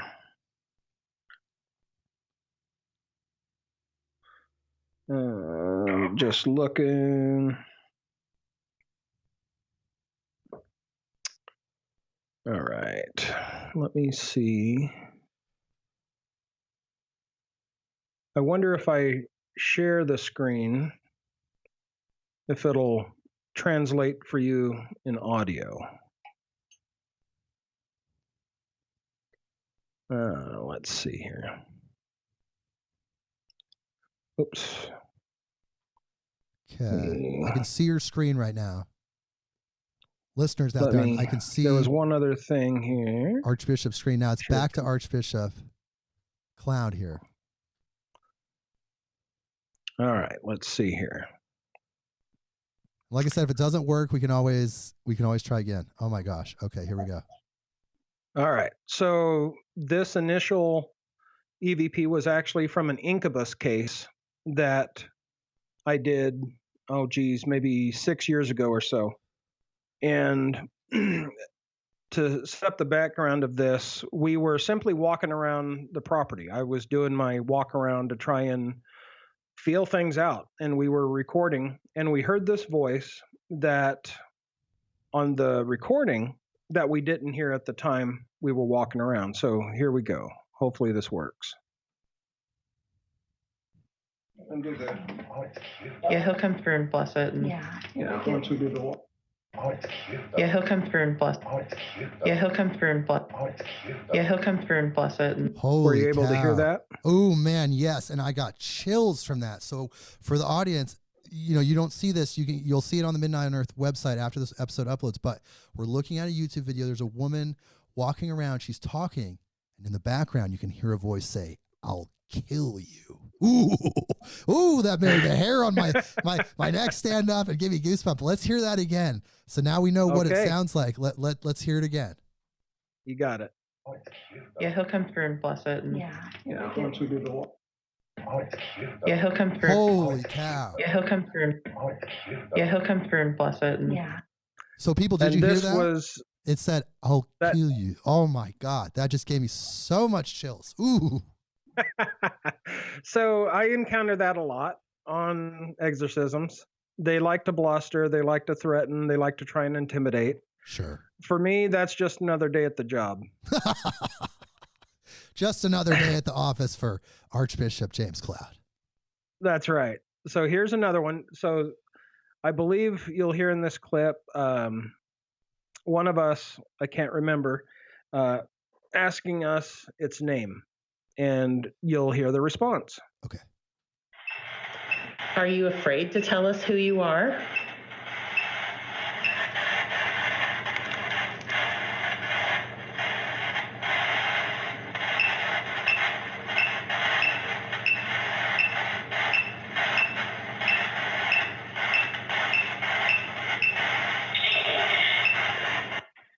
Whoa! Did that just say Satan? Because that's what it sounded like to me.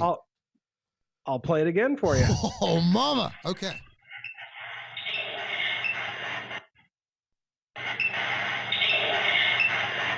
You hear that shrill voice, Satan. Oh my God. Okay. Scary. Oh my goodness. But you don't want to be afraid because, like you said, they're just huffing and puffing. They're all bark and no bite. They like to make you think that they're the most powerful evil entity that's ever existed in the entire universe. But really, they're just it's just a big show. Yep. They're like little banny hens. The small little hens that fluff their feathers and get loud and jerk all around to intimidate. Whoever's around the hen. It's the same way with these demons. Now, if a non-Christian or if I wasn't prepared, they could absolutely do harm. So that's why I have to be. So you put on prepared. when you prepare, you said, and I remember you said this earlier, you make sure that your heart and your mind are clean. What other preparations do you, and besides, accepting Christ in your heart and being a Christian, what other things do you prepare as a shield for these entities? Faith. You know, if I didn't have faith that God could do this, and actually be who he says he is, which is an all-consuming fire, consuming his enemies. If I didn't have faith in that, I wouldn't be able to do it either. So I have to do things that bolster my faith.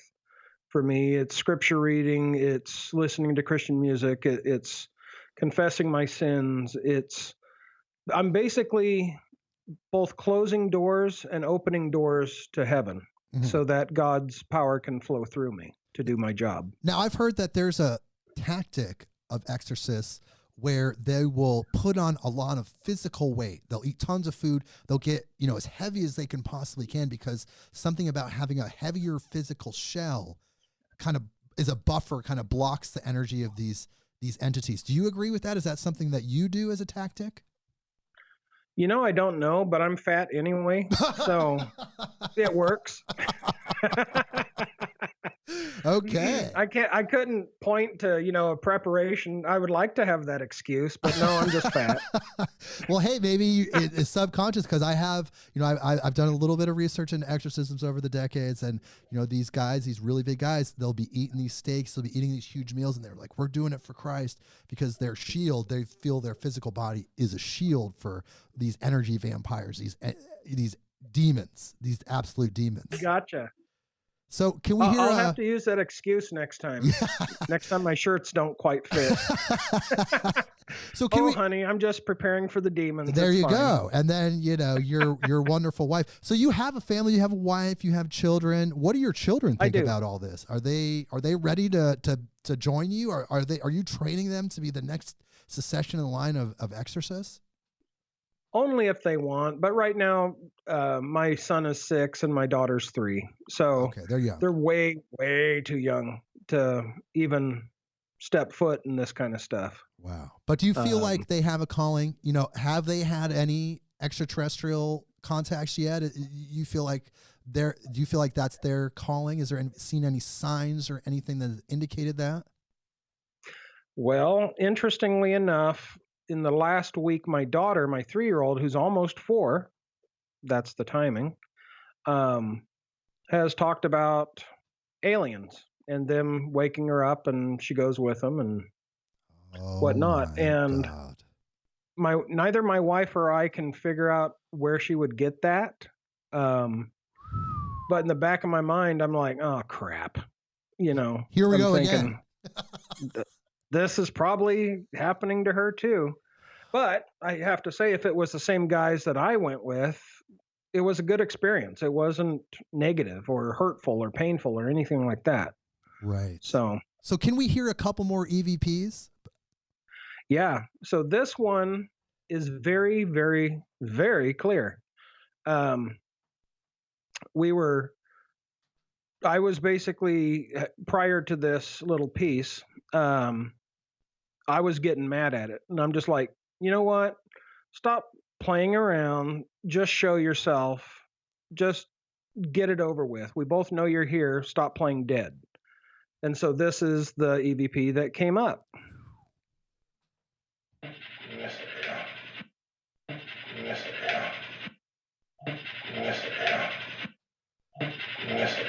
And it sounds like he's saying, you're messing around.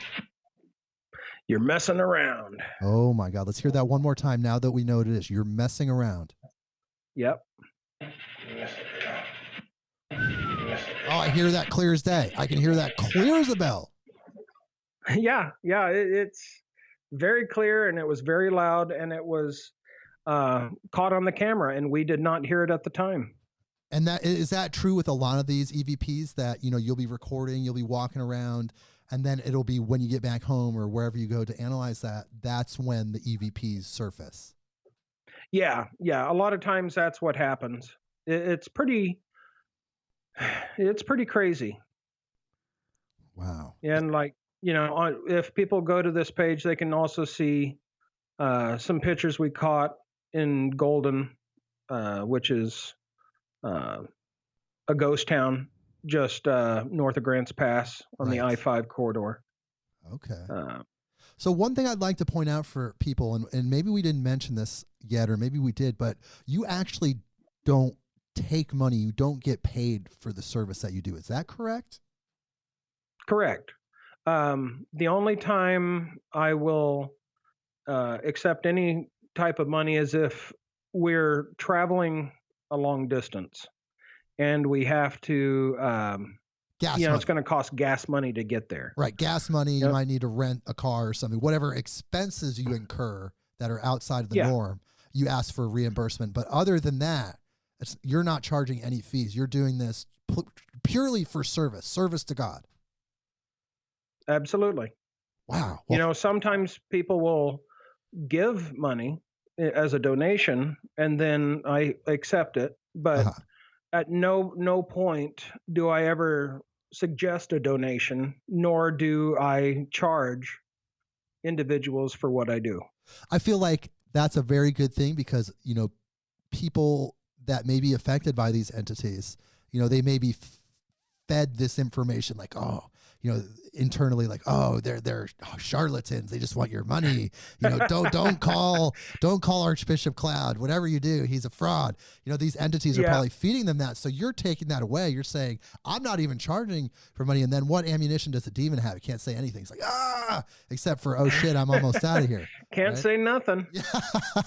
So okay. Nor can any other person Look, that would say, you know, I'm in it for money or prestige or something else, because I don't get nothing out of it. I'm there to help. right. And what we're doing here on Midnight on Earth is amplifying your voice.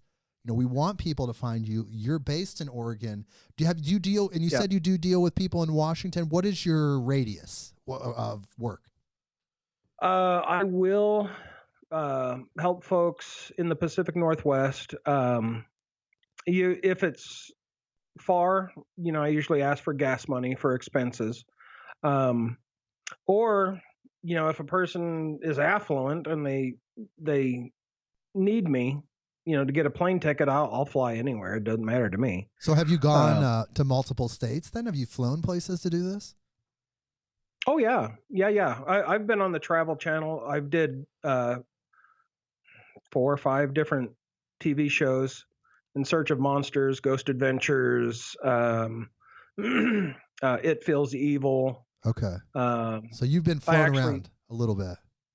Yeah, I've Okay. been around a bit. I went to New Jersey, Southern California, LA. I was actually there when the 7 point whatever earthquake hit. I was in Wow. Bear Mountain, doing a shoot. And even the shoots, you know, they pay me a minimal amount. I think the most I was paid one time was $500, and the usual is like $200 just to do that. Of course, they take care of the plane tickets and stuff like that. But Right.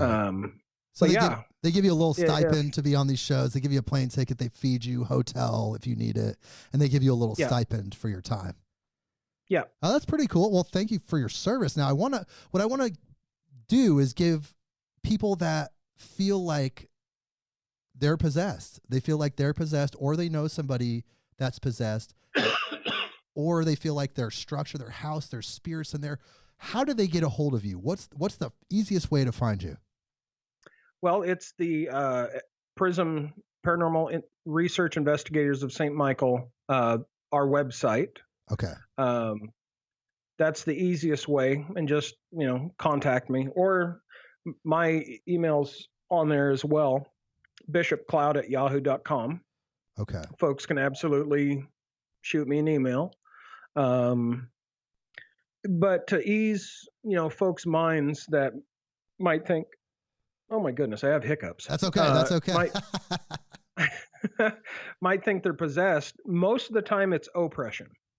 An outside influence is affecting moods, emotions, etc. That's the bulk of what a person is typically dealing with if they feel like they're possessed. But possession, I mean, for the person going through it, they might lose chunks of time. They might be told that they had some weird behaviors that they don't remember. say things, do things that they have no recollection of, and of course, aversions to holy things and stuff like that. That's most likely possession, at least an imperfect possession. A perfectly possessed person, I mean, they're 24/7 under the influence of this demon. So, but yeah, they can contact me, Bishop Cloud, bishopcloud@yahoo.com, or go on the PRISM website that I gave earlier to you. And PRISM, again, is just for people that missed that, is the Paranormal Research Investigators of St. Michael. And it's a Southern Oregon-based team. So it's not just you. Who else are you working with on that team? My wife and one of our friends. We do have occasional other folks that we take with us, depending on the nature of a case or whatnot. We also have a ex-Army guy that we do stuff with as well. So, and he's also on the team. I can't forget him. Good guy. Good guy. It sounds like an incredible team. Yeah, and you know what? As an exorcist, even when I'm doing exorcism of a person that's possessed, I'm constantly checking on the person and being kind to the person. But I'll be aggressive and hard on the demon. You'll fight with the demon. Oh yeah. But then you'll acknowledge the person is there too, because there's two separate entities you're dealing with: the person that's oppressed or possessed, and then and then the actual demon that you want out of there. Sure. I'm getting them water. I'm making sure that they're safe, that things are okay. I also think I'm pretty easy to talk to. So I'm not.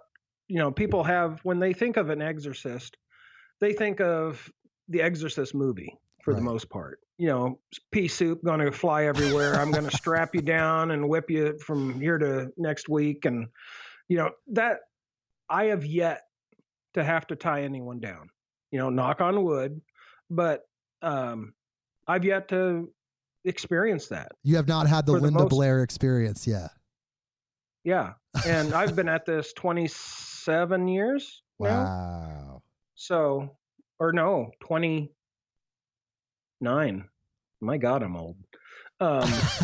Well, you're experienced. You're not old. You're experienced because you have so much life left. And you think about, I'm seasoned. Yeah, and you think about Methuselah. Well-seasoned. Right? You're talking about Methuselah being over 900 years old, right? And like, that's like, man, you're still a little baby compared to Methuselah. That's like, for sure. But my white hair tells different story. So does mine. The beards are a dead giveaway. You look very, very healthy. For people that can't see you, you look very healthy. A little bit of gray in your beard. Thank you. But you do look very, very healthy. You're a very spiritual person, and you seem incredibly intelligent and incredibly intellectual. Here's a couple questions I want to ask you that maybe aren't about exorcism, but I just really want your opinion on. Now, okay. In the Jesus story, okay, let's talk about Jesus for a second. In the Jesus story, there's that scene, that section where Jesus is in the desert and he's on a big fast. He's on a big fast. I think it was like 40 days. You'll have to tell me and remind me. But then the devil comes to Jesus and he says, look, you sign up with me. I'm paraphrasing. Sign up with me and I'll give you the whole world. And, and he shows you all the riches and all the things that you would get if he signed on with the devil and left God, even though he was the embodiment of God. What I want to know is, okay, and I've noticed that a lot of Christian theologians will use this section of the Bible and say, see, this dimension, this earth belongs to the devil. It's the devil's world. It's the devil's world. But what I've always been told is that Lucifer, the devil, in the Bible was an absolute liar. So do you think that this world, this dimension, this earth belongs to the devil, or was the devil lying to Jesus at that point? And then if Jesus would have said, sure, not that would have happened, was it, okay, sure, sign up, be like, haha, I didn't really actually have any of that. Like, what's your opinion on that? So that one is a mixed yes and no. So ultimately everything is under God's authority. So every world in our known universe is God's. However, there are governorships, if you will. So you got to keep in mind too, every demon also has to abide by the rules that God sets. Demons can't operate outside a given rule set. They don't have that option. They have to ask permission to afflict a person, or to really even haunt a place. They don't have as much free will as a lot of people think. Okay. So yes, not only there, but elsewhere in the scriptures where we read that the god of this age or the god of this world is the devil. Now, that does not mean that he's the king of the earth or that he has the ultimate authority on the earth.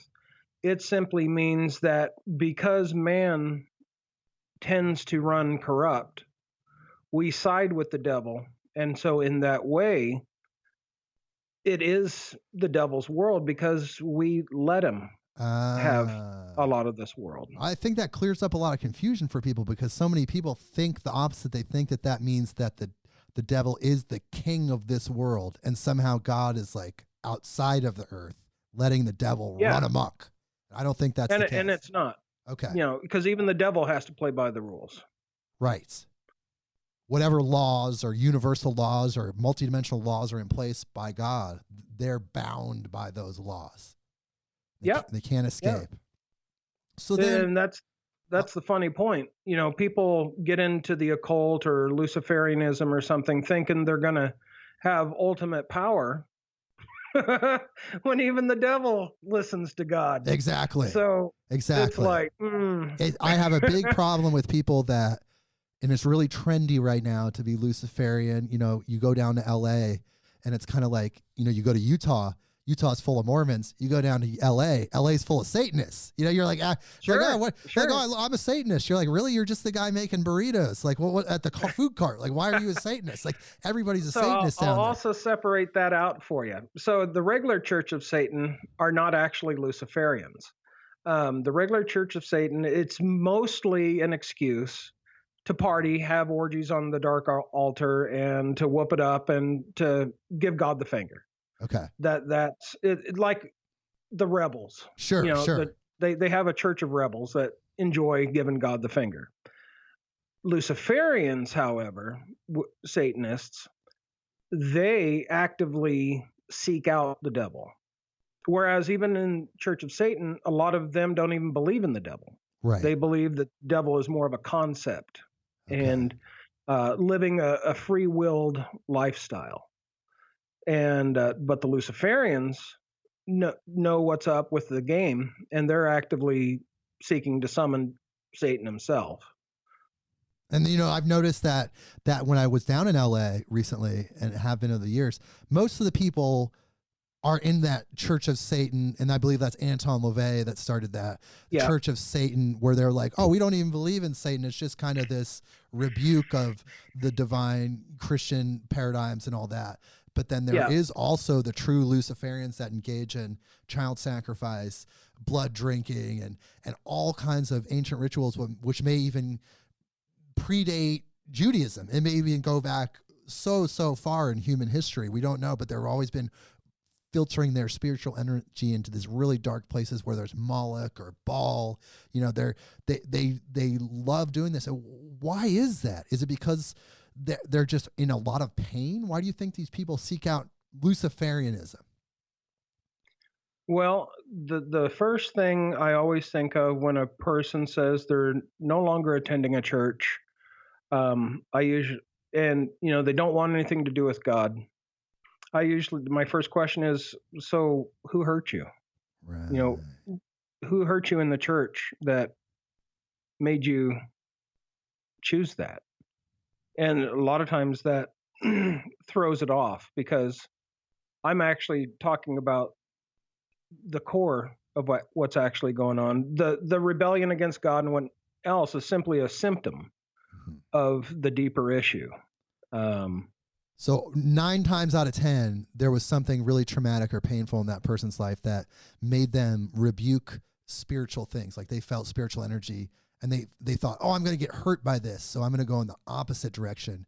And then what I've noticed is when you do go in the opposite direction, the Luciferian direction, those dark energies are tempting. They feel like you feel like you're getting power. You feel like you're a grand wizard, or you're getting something from that feeds you, that makes you think you're special, when really it's like being in a really bad gang or something. They make you feel special, but eventually they're going to eat your soul. Pretty much. But see, the other reason why people get into the occult, whether it's Church of Satan, Luciferianism, whatever, another typical trait of those folks is that their lives feel uncontrollable.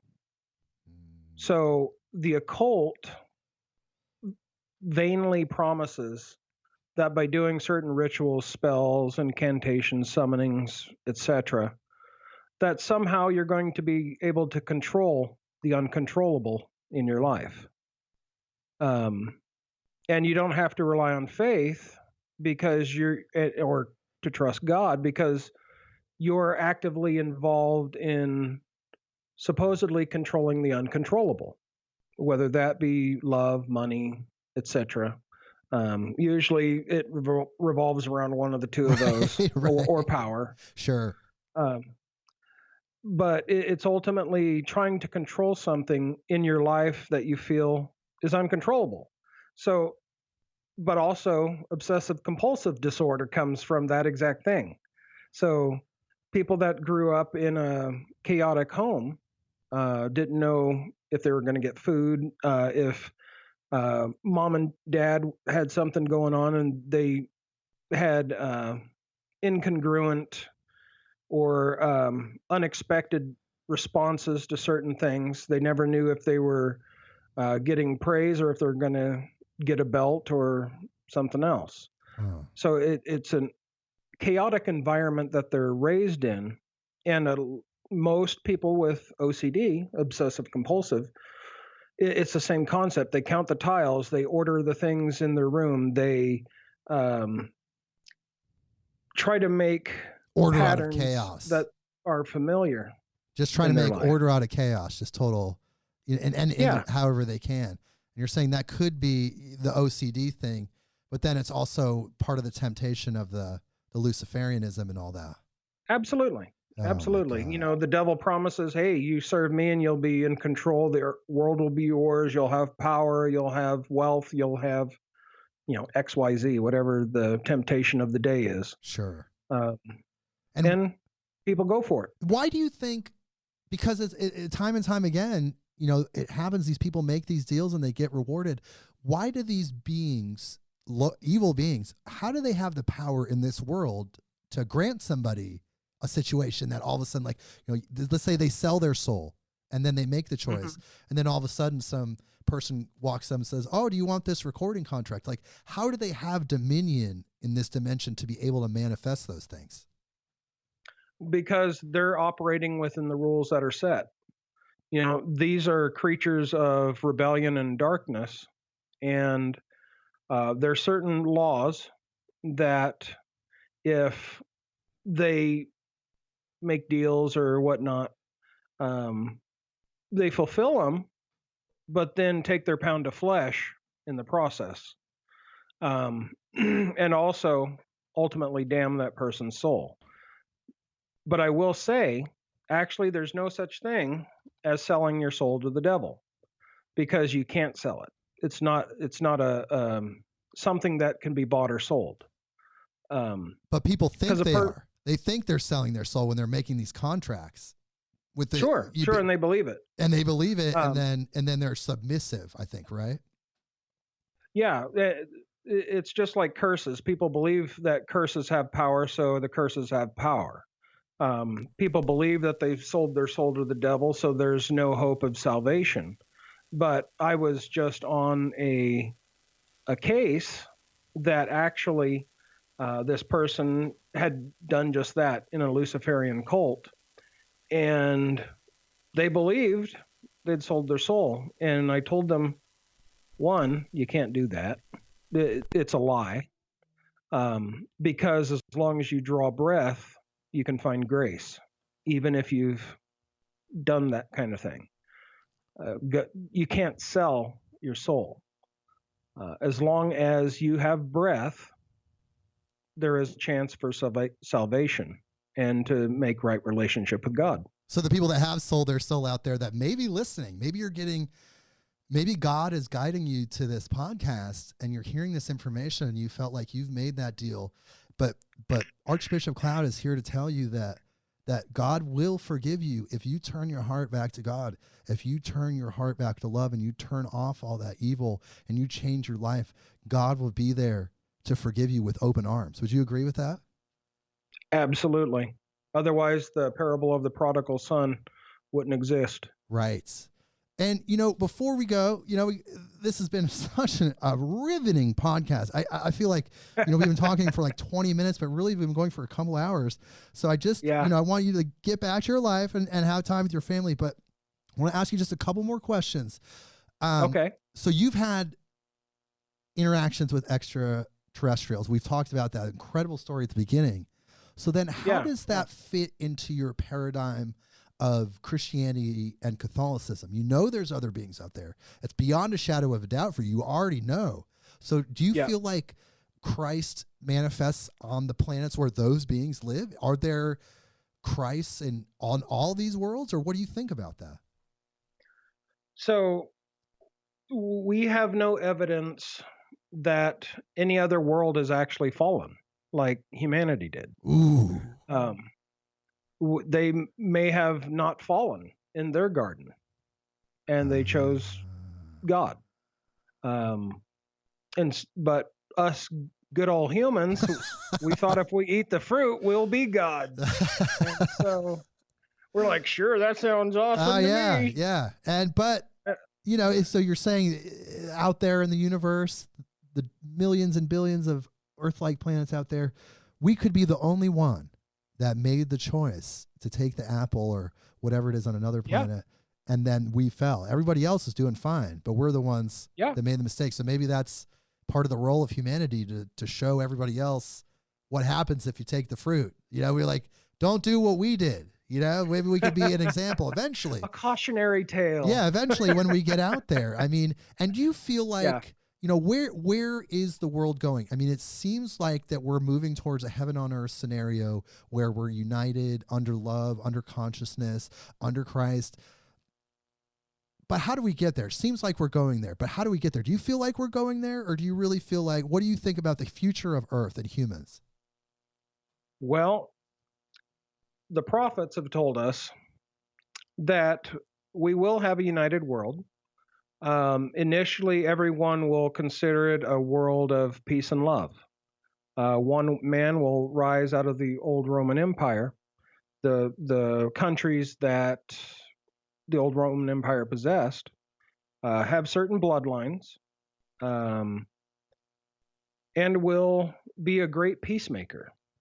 Will be able to finally unite the world under a single umbrella, even if it's more of a federation of nations than a solid single world government kind of thing. Okay.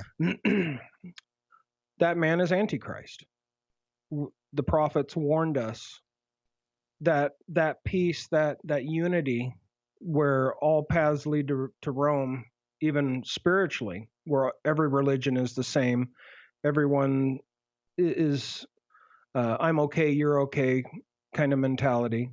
That will be the presiding and prevailing mindset at the rise of Antichrist. And Antichrist will be very charismatic, very quote unquote loving, very likable. People think they have this image of Antichrist that he's going to be some, old bat that just fell out of or climbed out of hell or something. But he's actually going to be well respected, well liked, and will seem, at least for 3.5 years after a peace treaty is signed, for all intents and purposes, the world is united and good. But that changes at the midpoint when he turns to be a dictator worse than anything this earth has experienced, and it goes through the Great Tribulation. And this is what was outlined by John the Baptist in the book of Revelations. Is that correct? Yeah, John the Beloved. John the Beloved. Baptist. Yeah, John the Baptist was beheaded Right. by Herod. So this is a different John. John the Beloved wrote the book of Revelations. And this is what you're talking about, the Antichrist story. Yep. So then, but then after that happens, you know, according to the book of Revelations, Christ comes back and we have a heaven on earth. Absolutely. And then at that point, but we have to go through a tough time just before that occurs. And do you believe in the rapture? Are you a rapture person or no?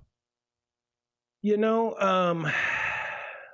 the only part, so in the long tradition of the church, at the last trumpet, the dead in Christ will rise.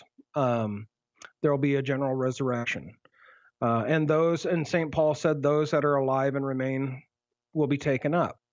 That's technically the rapture.